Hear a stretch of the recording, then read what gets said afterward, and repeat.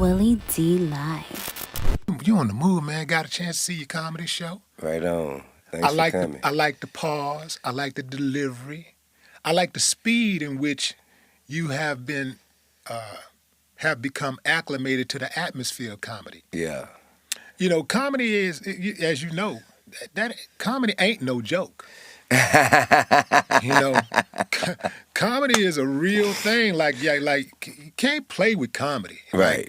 And I know. Let me ask you: did you, when you first decided that you was going to do comedy, did you feel offended when certain people thought that you was playing around, or they thought you was joking about it, or whatever? Mm-mm.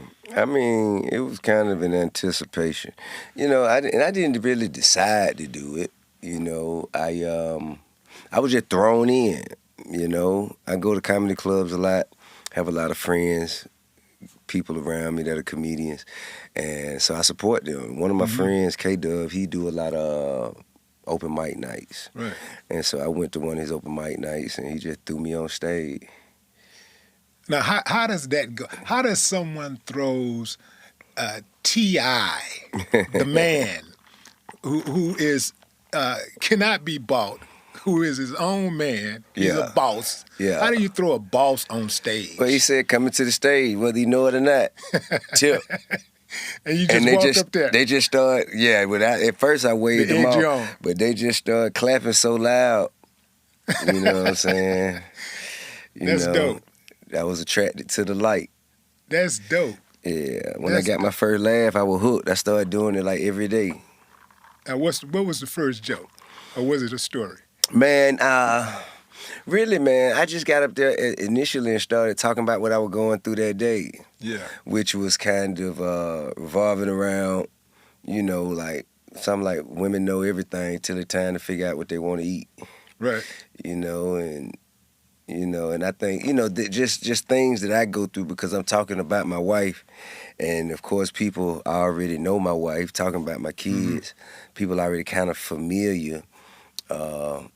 And then I got into, you know, just kind of digging into people's perception of me or what people may have heard about me, what they think about, talk about, you know, in reference to me. And I think finding the humor in that, you know, is something that everybody can laugh together about. You know what I mean? Now, when you're telling these jokes, especially when you're talking about Tiny, your wife. Yeah. Your dear wife. Mm-hmm. Is there ever any trepidation about telling a joke when you look out and you know she's right there and she's in the audience? I mean, you know, if it's true to who I am and true to our relationship, and of course not. If I say something that's totally separate and away from the reality that we exist within, that would, you know, I think she pretty, man. Look, the rule is you can't get mad if it's funny. Okay. You know what I'm saying? Yeah. If I just go out there and say some wild shit, don't nobody laugh, you know, I probably get in more trouble for not being funny. Okay. I mean, she got thick skin, and I do too. And she see, like, you know, I make fun of myself, so I don't think, you know, she don't think nothing of it. Mm-mm. Yeah, I was watching the audience watch her, watching her response. Now that's something I haven't had a chance to do. Yeah. I haven't had a chance to watch the audience watch her. Yeah. How did they respond? It was good. And then people were like, here's what's funny. This is what's great about comedy. When people can laugh without looking to check for the response of the person or the reaction of the person that the joke is on, or the person who's part of the joke. Yeah. Right? When they can just freely just go ahead and laugh, and then you look over and say, "Oh, she's laughing too," you know. And she was really enjoying it. I could tell she was proud of. She was like sitting there like, she was just laughing, and she was like, you know, she was taking it in, and when she wasn't laughing, she was doing a lot of smiling. You know, like I was watching her. So it seems like to me she's bought into the concept of you being a comedian and you getting on that stage. telling your story. She was there the first night, you know what I'm saying? Yeah. And so when I got off stage, of course, people, they applauded, and I sat down, and she said, "How did you do that?" She said, "You didn't know nothing what you was going to say. How did you do that?" Mm-hmm. I said, "I just went up there." You know what I mean? And she's never impressed about anything with me. You know what I'm saying? Like, everything is kind of like, yeah, all right. I feel like, you know what I'm saying, she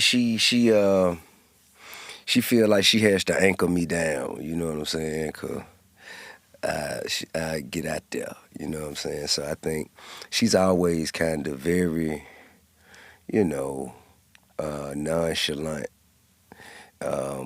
Unless it's big celebrations, like, you know what I'm saying, like real true achievements. So for her to actually be impressed by that, it let me know I was on to something. Right. So I just kept doing it. And the advice that I got from everybody was stay on stage. You want to get better, stay on stage. You want to work out your jokes. You want to trim down, find the best part, so you got to stay on stage. And that's what I've been doing. The thing about most comedians, when they come into the game, they get a chance to go into the small rooms and test their jokes out. Did that. They can do a lot of that, but they can do it unseen, right? They can do it. They can tell the jokes, and nobody's going back reporting. Okay, this is what he did. Oh, I said this, and this is what the crowd did. They can get away with that. They can make mistakes, right, without it being highlighted, without it being front page news. Right. You can't. You don't get that grace. And I tend to think that some comedians are happy that you don't get that grace. I ain't tripping, man. I think that... It's like, get them. You're like this our shit right here. You want to fuck with this what comes with it. That means it's kind of like, I guess people think they have a monopoly on laughter. You know what I'm saying? I mean, I think we all have unique experiences and a genuine perspective associated with our journeys. And every one of us got important shit to share. You know what I mean? So I don't, whether it's for me or not, it's for somebody. You know what I'm saying? Somebody out there can relate. So I just do my thing. One thing I ain't gonna do is let nobody else's opinions dictate or determine what I'm gonna do for myself. You know what I mean?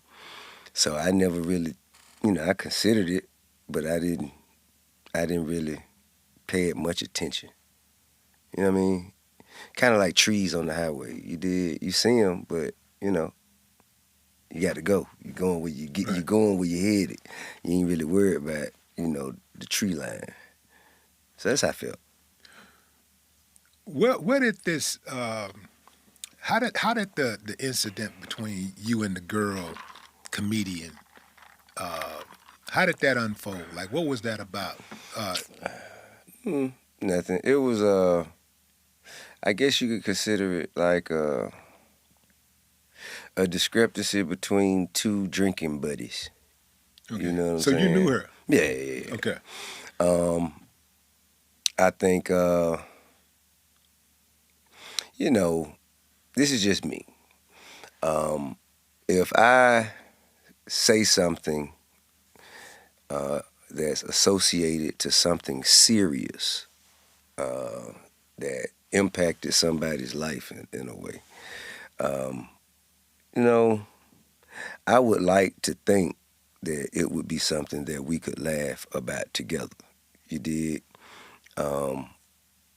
And I wouldn't want to mislead or, to misguide the audience to believing something else. Especially, that person being in the room. I wouldn't expect that person to be all right with that. But the good thing is, through all that, we just kind of got closer together, got to know each other better. And I mean, we started out drinking and laughing, and we ended it drinking and laughing. You know what I'm saying? It was a little kerfuffle in the middle. You dig what I'm saying?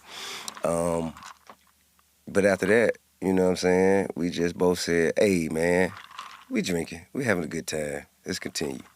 And that's what we did. Right. When something like that happens, you have to make adjustments, right? You have to say to yourself, I know it had to be a point where you said to yourself, I lost my cool, and I ain't going to be able to do this because there's going to be other situations like this, and I ain't going to be able to do that. This is comedy. You know what I do? Man, I deal with it, and I'm done with it.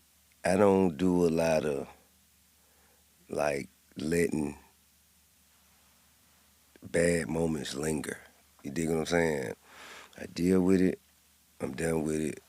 The adjustment is made, simultaneously with me moving on. You dig? Once I have stepped away from that, I've already downloaded the data, and I'm going on to the next thing. I don't carry it with me. So that's how you do it. Because I was like, because look, man, when it comes to media, you got Donald Trump, you got Israel, Pakistan, and you got Diddy right now, and then you got T.I. You got, that's a hell of a, like that's a hell of a list. Yeah. So it's like everybody's a billionaire but me. well, the thing is that I'm more concerned about who a person is as the character. Right. It's cool to have bread and all that stuff, but what kind of person are you? Right. I like you more than everybody else. Well, thank you. I appreciate that. Yeah, I like you as a person more than everybody else. I do appreciate that. Yeah. And I like you as well, man. Thank you, man. You're a stand-up guy. Thank you.